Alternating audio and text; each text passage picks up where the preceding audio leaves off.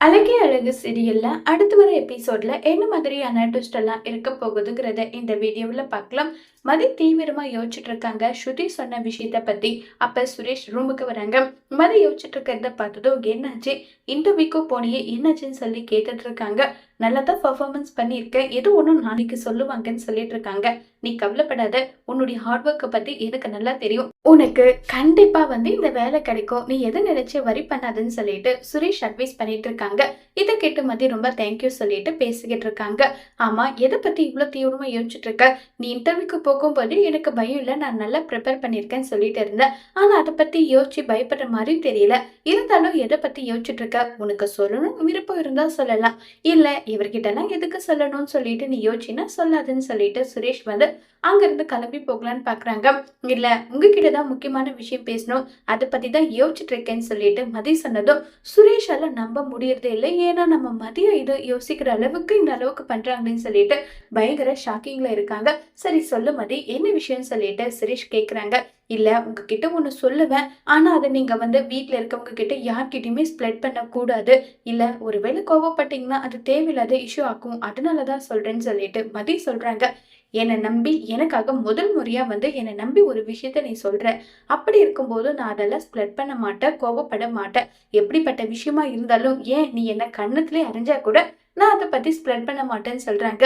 என்ன நான் அறிஞ்சதை நீங்க சொல்ல வரீங்களான்னு சொல்லி கேக்குறாங்க. இல்ல இல்ல, அப்போதைக்கு ஏதோ நான் ஒரு கோவத்துல முட்டாள்தனமா நடந்துக்கிட்டேன், அதுக்கப்புறம் தான் நான் ரியலைஸ் பண்ணிக்கிட்டேன். நீ என்னை அறிஞ்சதை நான் உன்னை அறிஞ்சது இது ரெண்டுத்துக்கும் ஓகே ஆயிடுச்சு. இனி என்ன ஆனாலும் சரி உன்னை அடிக்க மாட்டேன், உன்கிட்ட சண்டை போட மாட்டேன். ஒரு நல்ல ஃப்ரெண்டா எப்படி இருக்கணும்னு நினைக்கிறியோ நீ, அந்த மாதிரி நான் இருப்பேன்னு சொல்லிட்டு சுரேஷ் சொல்றாங்க. இதை கேட்டதும் மதியால நம்ப முடியல சுரேஷோட மாற்றத்தை பார்த்து. உடனே மதி சொல்றாங்க, என்ன உங்க மாமாவால எனக்கு வேலை போனதை அந்த குற்ற உணர்ச்சியால நீங்க இப்படி பண்ணிட்டு இருக்கீங்களா? சேச்சே, அப்படி எல்லாம் ஒன்றும் கிடையாது. இங்க பாரு, உன்கிட்ட ஒரு விஷயம் சொல்லட்டுமா? உன்னை முதல் முறையா பார்க்கும்போது நீ ஒரு ப்ரொஃபஸர்ன்றது எதுவுமே எனக்கு தெரியாது.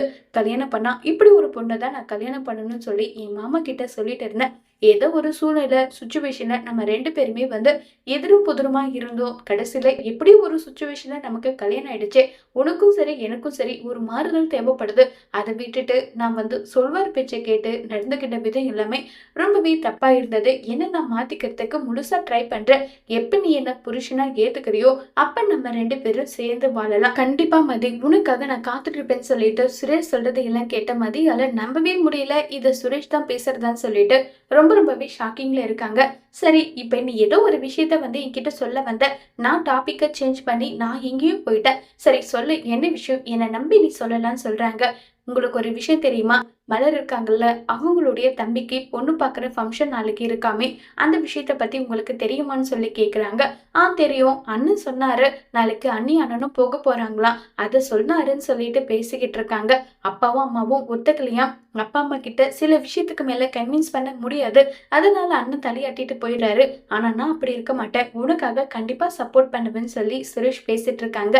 இப்ப மதி, நான் சொன்ன விஷயத்த சொல்லட்டுமா? தாராளமா சொல்லுன்னு சொல்றாங்க. இந்த விஷயத்த பத்தி பேசிட்டு இருந்தாங்க. திடீர்னு ஸ்ருதி அழுதாங்க. என்னது ஸ்ருதி அழுதாளுன்னு சொல்லிட்டு சுரேஷ் ஷாக் ஆகுறாங்க. நான் சொல்றத கேளுங்கன்னு சொன்னதும், சரி நீங்க மலரோட தம்பிய என்ன மாதிரி நீங்க நினைச்சிட்டு இருக்கீங்கன்னு சொல்லி கேக்குறாங்க. மலர் அக்னியோட தம்பி ரொம்பவே நல்லவர், அவரை பத்தி எனக்கு நல்லா தெரியும். சில முறை நானு அவரை ஒரு சில விஷயத்துக்காக அடிச்சிருக்கேன் நல்லா சொல்லி பேசிக்கிட்டு இருக்காங்க.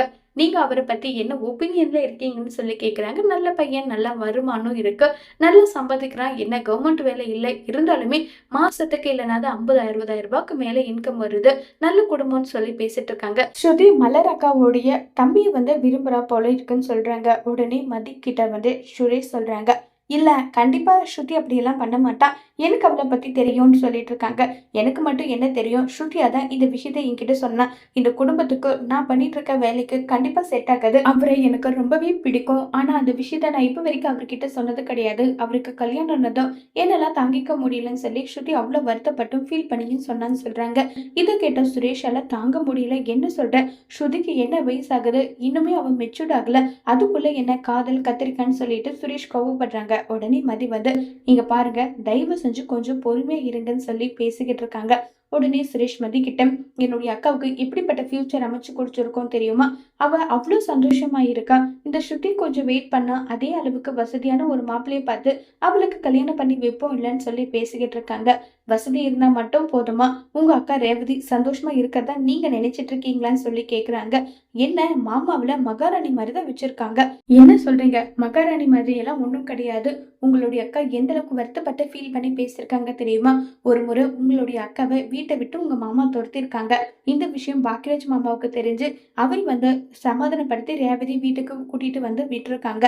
இந்த மாதிரி எல்லாம் நடந்திருக்கு, ஏகப்பட்ட விஷயம் நடந்திருக்கு. உன் அக்காவை அவ்வளவு மட்டம் தட்டி உன் மாமா பேசுறாரு, இதெல்லாம் உங்களுக்கு தெரியுமான்னு சொல்லி கேக்குறாங்க மதி.